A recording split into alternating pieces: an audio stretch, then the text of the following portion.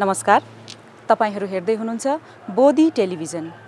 कार्यक्रम जीवन पथमा यहाँलाई हार्दिक स्वागत छ। विभिन्न क्षेत्रका ख्यातिप्राप्त विशिष्ट व्यक्तिहरूको जीवनशैली र उहाँहरूले दिनुभएको योगदानलाई समावेश गरेर प्रस्तुत गरिने हाम्रो कार्यक्रमको नाम हो जीवन पथ। आजको कार्यक्रममा हामीले एक विशिष्ट व्यक्तित्वलाई लिएर यहाँहरू सामु उपस्थित भएको छौं। उहाँ बुद्ध धर्म क्षेत्रमा धेरै लामो समयदेखि कार्य गर्दै आइरहनु भएको व्यक्तित्व आजको हाम्रो अतिथिको रूपमा हामीसँग हुनुहुन्छ। उहाँ विभिन्न संघ संस्थाहरूसँग पनि आबद्ध हुनुहुन्छ।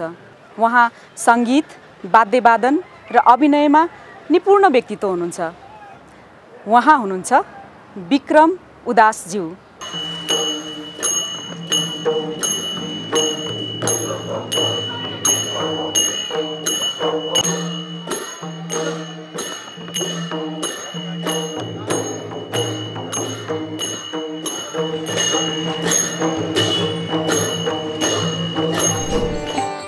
बन्धु प्रभु तिमी मेरो, तिमी एक मित्र।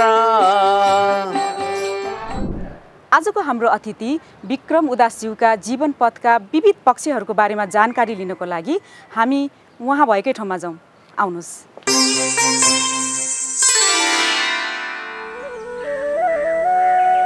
पोखरा तालै तालको सहर तथा रमणीय हिमाल देखिने पर्यटकीय नगर मात्र हैन, सम्पदा र संस्कृतिको मनोरम नगर पनि हो। पोखरा मल्लकालमा तत्कालीन कास्कीका राजा सिद्धि नरसिंह शाहको अनुरोधमा 17औं शताब्दीमा नेपाल मण्डलबाट गएका नेवार समुदायले बसालेको नगर हो। यहाँ अझै पनि नेवार सम्पदा, संस्कृति जीवन्त रहेको देख्न सकिन्छ। संस्कृति प्रति निकै अभिरुचि राख्नुहुने विक्रम उदासज्यू एउटा सांस्कृतिक बाजागाजा सहित पोखराको इतिहास बोकेको भैरव टोलतिर भेटिने सूचना पाएपछि हामी पनि मौलिक नेवार पोसाक लगाई उहाँलाई भेट्न र उहाँको बाजागाजा सहितको टोलीबारे जानकारी हासिल गर्न हामी पोखराको 17औं शताब्दीमा स्थापित भीमसेन मन्दिरतिर लाग्यौं। हामीले हाम्रा अतिथि विक्रम उदास खी बाजा बजाउँदै आफ्नो टोलीको नेतृत्व गर्दै आएको देख्यौं।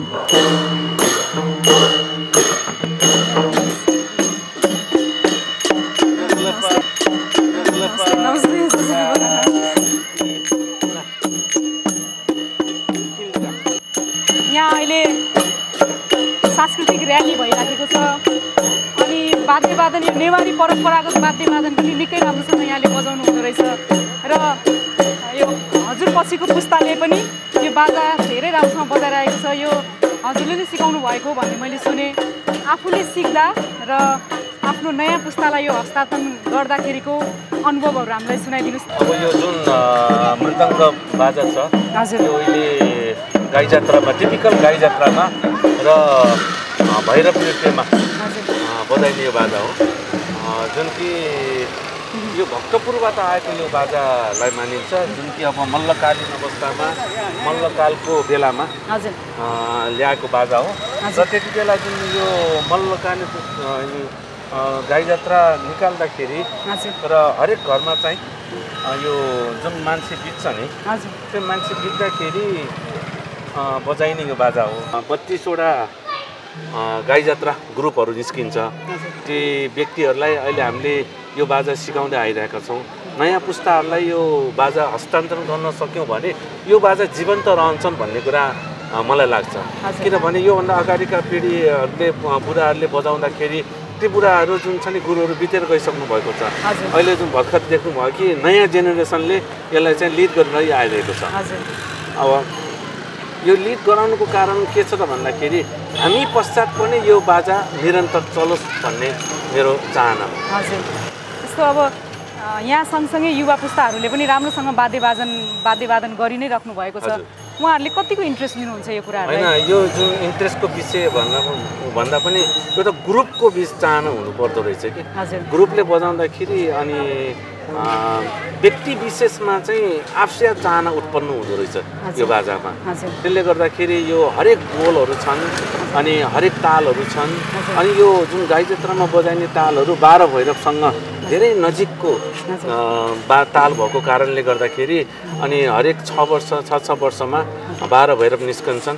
यी व्यक्तिहरूले नै त्यो 12 भैरवको नृत्यलाई यो वाद्यवादनलाई ह्यान्डलिङ गर्दै आइरहेको छ। किनभने अब यो रागीहरू छन् हैन, 12 भैरवको 12 तालहरू छन्, यसलाई बडो कठिनाइपूर्वक बजाउनु पर्ने हुन्छ। हरेक गीतमा हरेक रागमा चाहिँ विभिन्न तालहरू छन्, त्यो ताललाई बडो ध्यानपूर्वक बजाइन भने मिठासपन पनि आउँदैन। त्यसको लागि एउटा ट्रेनिङै हामीले दिँदै आइरहेका छौँ। भनेपछि यो सांस्कृतिक र्याली यो जुन झाँकी छ नि निकाल्नको लागि कुनै चाडपर्व केही त्यसलाई नै अवसर पार्नुपर्छ कि? अब अवश्य पनि एउटा अवसर चाहिन्छ नै, तर पनि कस्तो हुन्छ भने हामी एउटा मौलिकतालाई अगाडि बढाउनको लागि, हाम्रो नेवारी कल्चरलाई अगाडि बढाउनको लागि कुनै एउटा फङ्सन नभइकन, कुनै एउटा पर्व नभइकन कसैको एउटा र्यालीमा पनि, अब जनजाति र्यालीमा पनि हैन, नेवा खलकको भिन्टुना र्यालीमा पनि यो बाजा हामीले समावेश गर्दै गइरहेका छौँ। त्यही अवसरमा आज हामी हिँड्दैछौँ। अहिले यो जुन र्याली देख्दाखेरि यहाँले वाद्यवादन बजाउनु भएको देख्दा मलाई त एकदमै यो र्यालीमा हजुरसँगै जानु मन लाग्यो। हामी जान सक्छौँ होला? हुन्छ हुन्छ।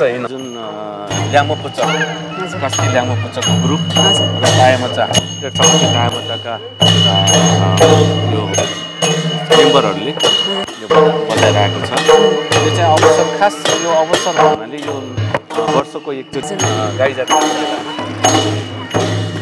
जात्राको बेलामा बजाइने भएको कारणले गर्दाखेरि हरेक यो अहिले नेवा खलको आह्वानमा चाहिँ 42वटा कथा मध्ये मैले अघि भनिसकेँ, 33वटा ठाउँबाट यो गाई जात्रा यो अहिले वाद्यवादन निस्किन्छ। त्यसले गर्दा हरेक ठाउँबाट बजाइने वाद्यवादन आफ्नो आफ्नो तालको छ कि।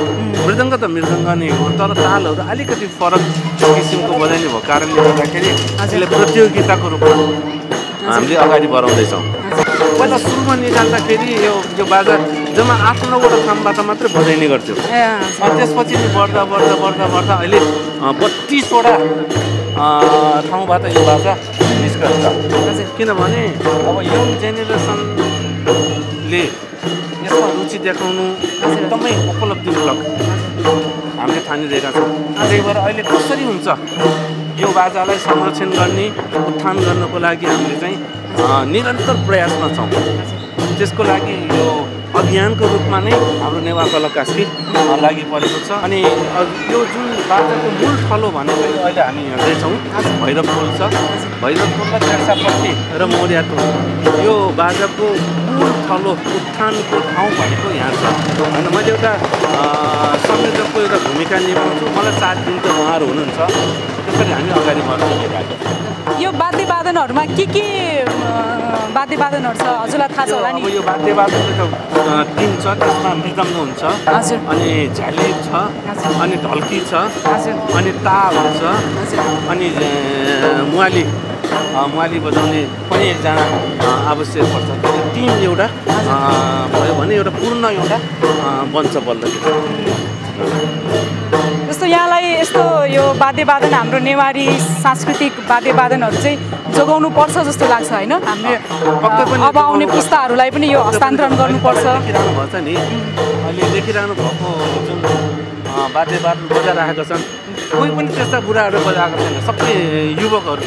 हजुर, न्यू जेनेरेसनले बजाइरहेको। मैले अहिले भर्खर पनि देखेँ सबै युवा पुस्ताहरू हुनुहुन्छ। हामीले हस्तान्तरण गर्ने क्रम नै यही, हामीले अभियान नै त्यही अनुसार हामी अगाडि बढिरहेको छौँ। त्यसले गर्दाखेरि यो पोखरा क्षेत्रमा मात्र नभइकन हरेक क्षेत्रबाट हामीले आह्वान गर्छन् यो बाजा बजाइदिनको लागि।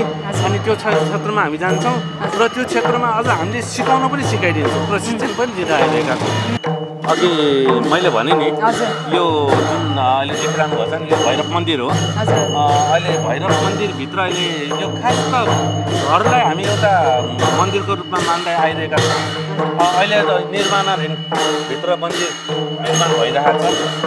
12 वर्षको एकचोटि पहिला निकाल्ने 12 भैरव यहीँबाट निकाल्थ्यो, पछि छोट्याएर 6 वर्षको एकचोटि निकाल्न थाल्यो, यहीँबाट निस्कन्छ। 12 भैरव भन्दा पनि गम प्याखम भनेर बुझ्न सकिन्छ हामीले। त्यति बेला चाहिँ नचाउँदाखेरि रातभरि त्यो 12 भैरव नचाउँथ्यो, रातभरि नचाउँथ्यो।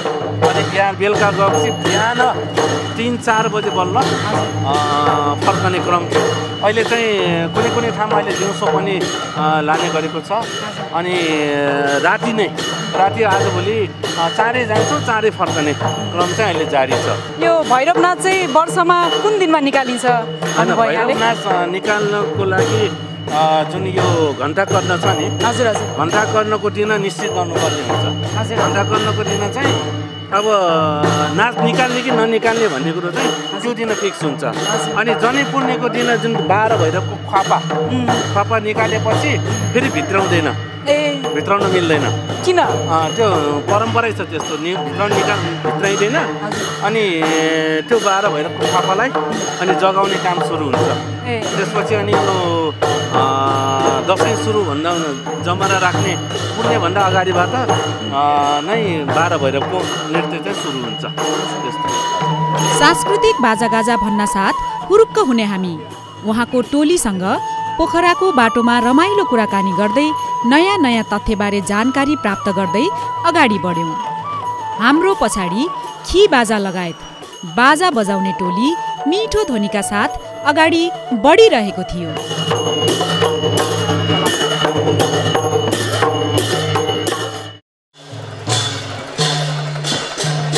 पोखराको ऐतिहासिक भैरव नृत्य ग प्याखमा उहाँ स्वयंले भैरव भएर नृत्य गर्न पाएको कुरा गर्वका साथ सुनाउनुहुन्छ।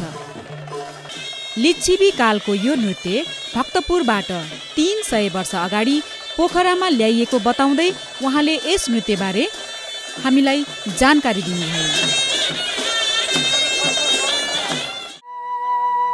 हामीलाई उहाँले भैरव मन्दिरको वस्तुस्थिति देखाउन लिएर जानुभयो। यो भैरव मन्दिर हजुर जुन अघि हामीले हेऱ्यौँ, यसमा चाहिँ एउटा चाँदीको र सुनले बनेको एउटा मन्दिर मूर्ति छ यहाँ। त्यो एक दाता हाम्रो सुशील कोसेली काका हुनुहुन्छ, उहाँले बनाइदिएको। अनि त्यसपछि अहिले निर्माणाधीन अहिले भैरव मन्दिर भइरहेको छ, यो बनिरहेको छ हाम्रो। यो अहिले हरेक दाताहरूको सहयोगबाट यो पहिलो पटक मन्दिर बन्दैछ। नत्र योभन्दा पहिला चाहिँ यो मुटकुटहरू भैरवको ख्वापाहरू चाहिँ एउटा कोठाभित्र सीमित थियो भने अबदेखि यो मन्दिर बनिसकेपछि 12वटा भैरवको ख्वापाहरू लाइने, त्यहाँ मिलाएर पूजा अर्चना गर्ने कोसिस। यो भैरव नाच यहाँहरूले समितिले नै सञ्चालन गर्छ भन्नुभयो। यो नाच सिक्दाखेरि कति समय लाग्छ? कस्तो कस्तो व्यक्तिहरू चाहिँ यहाँ छानिनुहुन्छ, जो पनि आएर सिक्न पाउँछ? यो पाउँदैन। सिर्फ एउटा नेवार जाति मात्रले यो भैरव नृत्य नाच्न पाउँछ, गैर नेवार चाहिँ नाच्न पाउँदैन। अनि यो भैरव नाच नचाउनको लागि म पनि एउटा भैरवको कलाकार भएको कारणले म पनि भैरव हुँ। मेरो बाजे पनि नामुद भैरव रूपमा गनिन्छ, मेरो छोरो पनि। 3 पुस्ता भयो हाम्रो भैरवकोमा हामी नाच्दै आइरहेका छौँ। अनि अब यो भैरव नाच्नको लागि हामीले लगभग 1 देखि 1.5 महिना प्रशिक्षण दिन्छौँ। उहाँको 3 पुस्ता भैरव बनिसकेको कुरा पनि हामीले थाहा पायौँ। अहिले उनका छोरा भैरवको रूपमा नृत्य गर्नुहुँदो रहेछ भन्ने कुराको जानकारी हामीले पायौँ। शास्त्रीय सङ्गीतको सुर तालमा यो नृत्य हुने गर्दछ। एकातिर आस्था, अर्कोतिर मनोरञ्जन, दुवैको समायोजन हो यो भैरव नृत्य।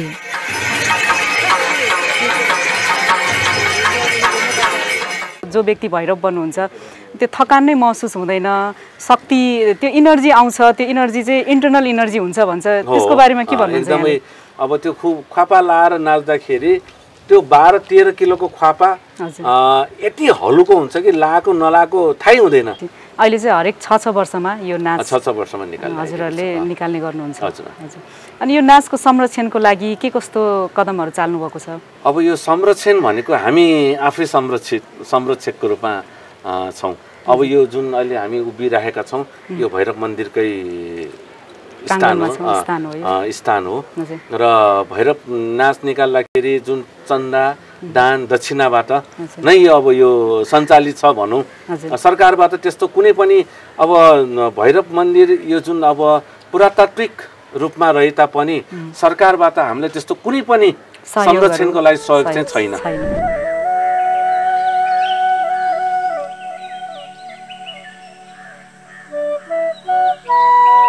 उहाँको बाल्यकाल पोखराको नदीपुरमा रहेको ऐतिहासिक धर्मशिला बुद्ध विहार वरपर खेल्दै बित्यो। सानैदेखि उहाँको आवत जावत हुन्थ्यो उक्त विहारमा।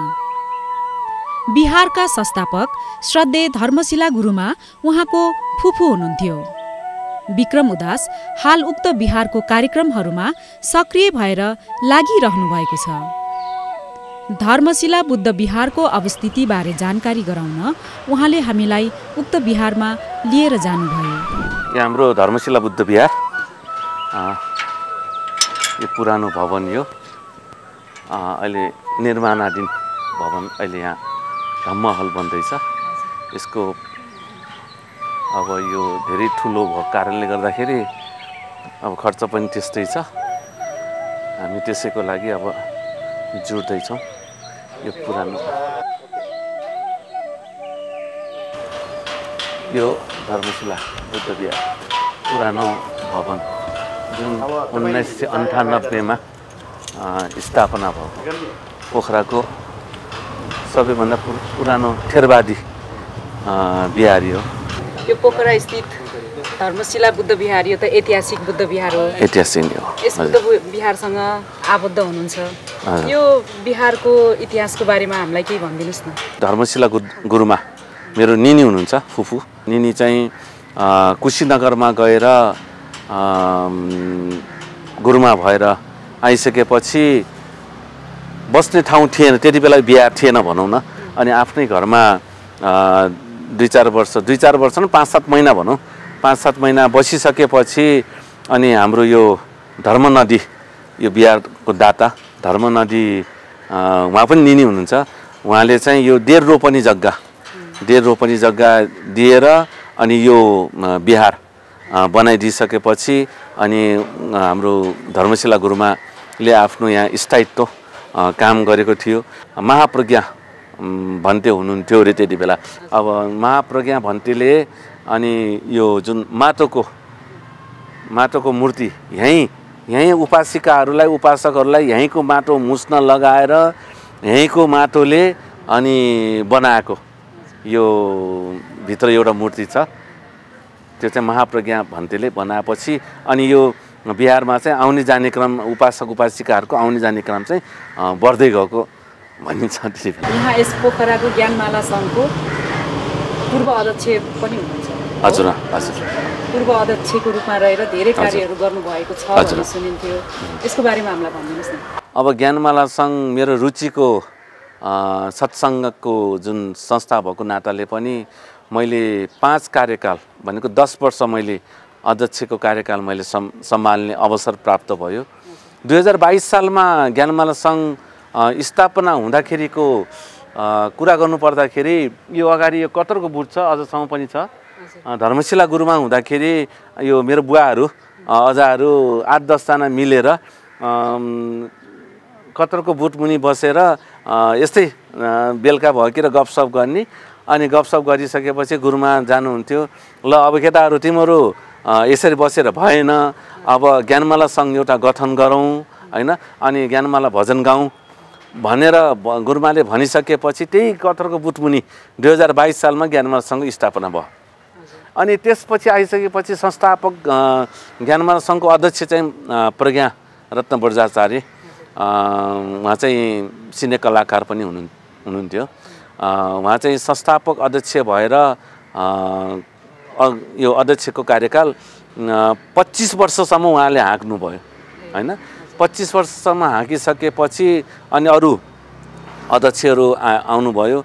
सोम बर्जाचार्य हैन, कृष्णमान गुबाजु, धनबहादुर उदास, गोविन्द ताम्राकार, अनि सुवर्ण बर्जाचार्य। यो सोम बर्जाचार्य राईको नाम लिनु पर्दाखेरि उपत्यकाभित्र नेवारीमा मात्र ज्ञानमाला भजन गाइन्थ्यो, नेवारीमा मात्रै। हैन। धर्म प्रचार बुद्ध शिक्षा प्रचार प्रसार गर्नको लागि एउटा आयाम एउटा नयाँ आयाम उहाँले के थप्नुभयो त भन्दाखेरि नेपालीमा पहिलो पटक सोमबजाचार्य सोमदाईले ज्ञानमाला भजनको अडियो क्यासेट निकाल्नुभयो। तपाईको शब्दले भन्दाखेरि तपाईले बयान गर्नु हुँदाखेरि ज्ञानमाला भजन भनेको के हो? अब ज्ञानमाला भजन भनेको बुद्ध शिक्षा हो। ज्ञानको माला जुन कि ज्ञान गुणका कुराहरू समेटेर बनाइएको एउटा लिपिबद्ध एउटा माला बनाएर एउटा लय संयोजन गरेर गाउने एउटा माध्यमलाई ज्ञानमाला भनियो। लुम्बिनीमा खोजे प्रभु गया पनि ढाए, लुम्बिनीमा खोजे प्रभु गया पनि ढाए, सारनाथमा सारा खोज्दै कुशीनगर आए। सफल कलाकार, वाद्यवादक, सफल व्यवसायी, समाजसेवीको रूपमा स्थापित भइसक्नुभएका विक्रम उदासका जीवन पथका थप विषयमा कुराकानी गर्न हामी केही समय उहाँको आफ्नै घरको बैठकमा बसेर कुराकानी गऱ्यौँ। यहाँको बाल्यकाल कस्तो थियो? बाल्यकाल त सबैलाई थाहा हुन्छ। बाल्यकाल जतिको रमाइलो क्षण त सायद बिरलै पाइन्छ होला, किनकि बाल्यकालमा अभिभावकको काखमा बसेर हुर्कन पाउनु भनेको सबैभन्दा रमाइलो क्षण जस्तो लाग्छ मलाई। यहाँको पढाइ कहाँ गर्नुभएको थियो? पढाइ लेखाइ कहाँ भएको थियो? पढाइमा त अब त्यति बेला सरकारी स्कुल हो, किन बोर्डिङ स्कुल त्यति बेला थिएन। सरकारी स्कुलमा पढ्ने क्रममा राम्रै भनौँ न, राम्रै अङ्कमा म अगाडि आउँथेँ। अब म 14-15 वर्षदेखि नै काम गर्न सुरु गरेँ, जसले गर्दाखेरि काम पनि गर्ने अनि पढाइ पनि गर्नु पर्दाखेरि अवश्य पनि पढाइमा ह्याम्पर त भयो नै। मैले एसएलसी पास गरेँ अनि अलिकति इन्ट्रेस्टको विषय चाहिँ ल भएको कारणले गर्दाखेरि ल क्याम्पस मैले जोइन गरेँ। फेरि अब यो 2045 सालमा जापान जाने जुन अफर आयो, अफर आउनुको कारण पनि के छ त भन्दाखेरि 2044 सालमा जुन महापरिनिर्वाण सम्पन्न भयो, त्यो सम्पन्न हुँदाखेरि मेरो अभिभावक, मेरो बुवा र ज्ञानमाला सङ्घका संस्थापक सदस्यहरूको क्रियाकलाप मोरियाका सोनी जुन जापानमा हुनुहुन्थ्यो, मोरियाको सोनी, मोरियाको भन्टे आउनुभएको थियो धर्मशिला बुद्ध विहारमा। अनि उहाँले चाहिँ ल तपाईहरुको जुन लगनशीलता देखेर म एकदम प्रभावित भएँ, ल तपाईहरुको छोराछोरी कोही छ भने म चाहिँ जापान लगेर पढाउँछु भन्ने एउटा अवसर आएपछि गएर म जापानतिर लम्किएपछि 2 वर्षको त्यहाँ ल्याङ्ग्वेज सिकेँ। अनि 6 महिनाको यो साइकोलोजी क्याम्पसमा म अध्ययन गरेँ। त्यसपछि अनि म फर्केर नेपाल फेरि आएर 1994 मा कोर्स बुक राखेर सायद पहिलो पटक जापानिज भाषा प्रशिक्षण गराउने टिचर चाहिँ पोखरामा मै हुँ जस्तो लाग्छ। यहाँले सामाजिक क्षेत्रमा पनि धेरै योगदानहरू दिनुभएको भन्ने सुनिन्छ, यसको बारेमा हामीलाई के भनिदिनुहोस् न। मैले समाजमा ठुलो काम गरेँ भनेर म एक्सपोज हुने खालको मान्छे पनि होइन, म त्यो पनि चाहन्न, तर देखिएको कुरामा निरन्तरता म दिन चाहन्छु। किनभने एउटा म संस्कृतिकर्मी भएको कारणले गर्दाखेरि संस्कृति र संस्कृतिको संरक्षण गर्नुपर्छ भन्ने मेरो मान्यता। किनभने अब म एक त धार्मिक क्षेत्रमा, आध्यात्मिक क्षेत्रमा पनि म लागि परेको छु। त्यसपछि विभिन्न अरू सङ्घ संस्थाहरूमा जेसिसमा लागेँ अनि अहिले लाइन्समा म लागिरहेको छु। गाई जात्रा समिति मैले अघि पनि भनिसकेको छु, बाजा पनि मैले पस्काइसकेको छु, देखाइसकेको छु भने त्यो क्षेत्रबाट पनि म यति सन्तुष्ट छु कि एउटा संस्कृतिको संरक्षण गर्ने मा चाहिँ म कहिले पनि म चुक्दिनँ। हामीले यहाँलाई चिन्दा धेरै विधामा निपुण हुनुहुन्छ, सङ्गीत, वाद्यवादन, त्यस्तै गरेर यहाँ त कलाकारिता लाइनमा पनि निपुण हुनुहुन्छ भन्ने सुनेको थिएँ। यसको बारेमा केही भनिदिनुहोस् न। अब कलाकारिताको कुरामा म एउटा व्यङ्ग्यको रूपमा पनि म प्रस्तुत हुन्छु। हजुर 10 वर्षसम्म यमराज भएर व्यङ्ग्यको भाषण गाई जात्राको दिन व्यङ्ग्यको भाषण गर्ने व्यक्तिमा पनि म चिनिन्छु। 3 वर्ष लगाएर हामीले लमी चलचित्र पोखराको ऐतिहासिक चलचित्र सायद तपाईँहरूले पनि अब हेर्न पाउनुहुन्छ होला। विभिन्न ठाउँमा चाहिँ यो फिल्म हलहरूमा च्यारिटी सो भइराखेको छ। म पनि एउटा कलाकार हुने भनेर अभिनय गर्न म सक्दो रहेछ भनेर एउटा गर्व गर्ने एउटा पोइन्ट चाहिँ बन्यो त्यहाँ।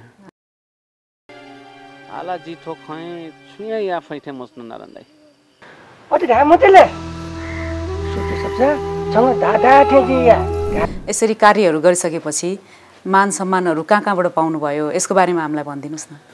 अब मान सम्मानको कुरा गर्दाखेरि अरूले जस्तो भित्तै भरिने गरेर सम्मान त पाएको छैन। तैपनि गरेको कामको उच्च मूल्याङ्कन गरेर 2-4 वटा संस्थाले सम्मान गरेका छन्। हजुर भन्नुपर्दाखेरि अहिले म आर्दायु आकस्मिक रक्तदाताको रूपमा परिचित छु। पश्चिमाञ्चलमा मेरो उमेरमा सबभन्दा हाइएस्ट 74 पटक मैले रक्तदान गरिसकेको छु र मैले रेडक्रस सोसाइटीबाट रेडक्रस पदक पनि जित्न सफल भएँ र मलाई त्यो रेडक्रस पदकबाट मलाई सम्मान गरेको छ। अनि विभिन्न सङ्घ संस्थाले उच्च मूल्याङ्कन गरेर त्यसैको आफ्नो आफ्नो वार्षिक उत्सवमा यो रक्तदाता धेरै रक्तदान गर्ने व्यक्तिको रूपमा मलाई सम्मान गरेका छन्। गायन क्षेत्रमा संस्थाको भूमिका राम्रो निभाएको कारणले गर्दाखेरि पश्चिमाञ्चल क्षेत्रीय यो ज्ञानमाला समितिले बुटोलबाट यो सम्मान पदक प्रदान गरिन्छ। त्यसमा पनि पश्चिमाञ्चलबाट म चुनिएर त्यसमा पनि म सम्मानित हुने अवसर पाएँ। जापानिज भाषाका प्रशिक्षकको रूपमा मलाई सम्मान गरेका छन्। अनि यता भैरव नृत्यहरूमा पनि नृत्य कलाकारको रूपमा भैरव कलाकारको रूपमा पनि सम्मान गरेका छन्।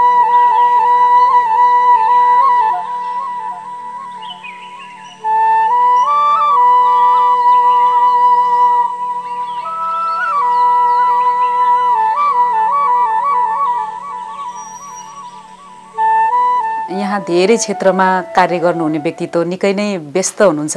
यति व्यस्तताको बावजुद पनि हाम्रो कार्यक्रममा अतिथि बनेर आइदिनु भयो।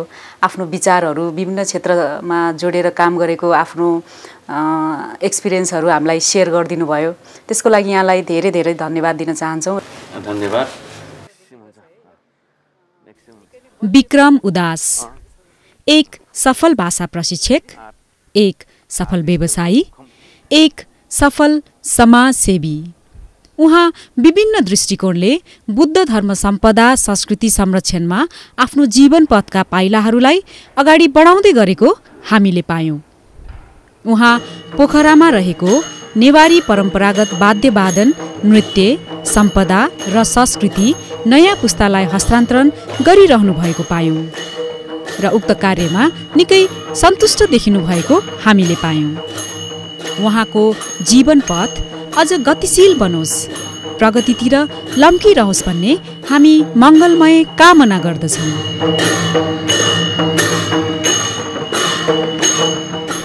आजका हाम्रा अतिथि विक्रम उदासज्यूका जीवन पथका विविध पक्षहरूको बारेमा हामीले जानकारी पायौँ।